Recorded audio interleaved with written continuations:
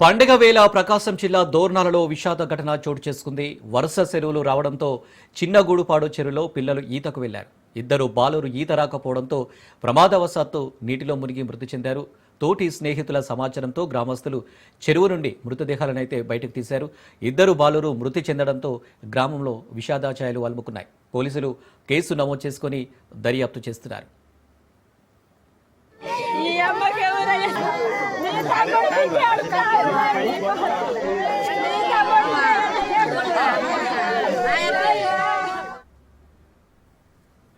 రైట్గా ప్రకాశం జిల్లాలో ఈ విషాద ఘటనకు సంబంధించి మరిన్ని డీటెయిల్స్ మా ప్రతినిధి సురేష్ అందిస్తారు. సురేష్.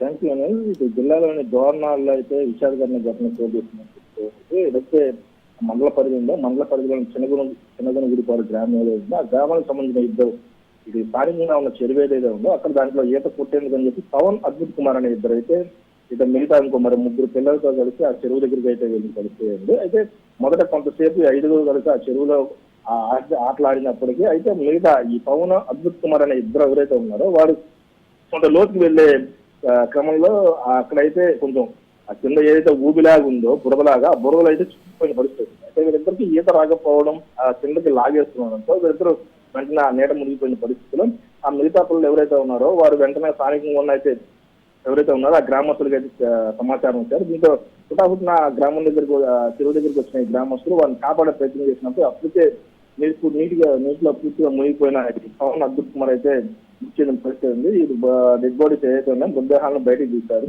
అదే నిన్నటి వరకు ఆడతా పాడుతూ అదే గ్రామంలో తిరిగిన ఇద్దరు చిన్నారులు ఎవరైతే ఉన్నారో వారు ఒక్కసారిగా మృతి చెందడంతో ఆ గ్రామంలో మొత్తం విషాదకర వాతావరణం నెలకొందని చెప్పుకోవాలి. మరోవైపు చూసుకుంటే గత కొద్ది రోజులుగా ఏదైతే ఉందో ఇది గత ఎండాకాలం సెలవులు ఏదైతే ఉందో సమ్మర్ హాలిడేస్ లో కూడా ఇలాంటి స్థానికంగా ఉన్న చెరువుల దగ్గర కానీ లేదా కాలువల దగ్గర కానీ పిల్లలు వెళ్ళొద్దని ఆ విధంగా తల్లిదండ్రులు చూసుకోవాలని కూడా చెప్తున్న పరిస్థితి ఉంది. పిల్లలు ఇంటి దగ్గర ఉన్న క్రమంలో స్థానికంగా చెరువులు అలాగే ఈ సముద్రాలు బీచ్ల దగ్గర ఇలాంటి ఘటనలు ఎక్కువగా జరుగుతున్న క్రమంలో ఇలా తల్లిదండ్రులు చాలా సేఫ్గా ఉండాలని చెప్పి కూడా వాళ్ళు సూచన చేస్తారు. అయితే ఈ క్రమంలోనే మరోసారి ఇలాంటి ఘటన చోటు చేసుకోవాలైతే స్థానికంగా ఉన్న గ్రామంలో అయితే విషాదకర వాతావరణం నెలకొన్న కారణంగా అయిందని చెప్పుకోవచ్చు.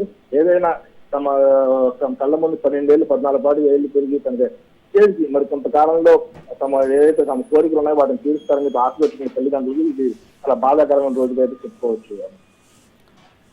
Right Suresh, thank you.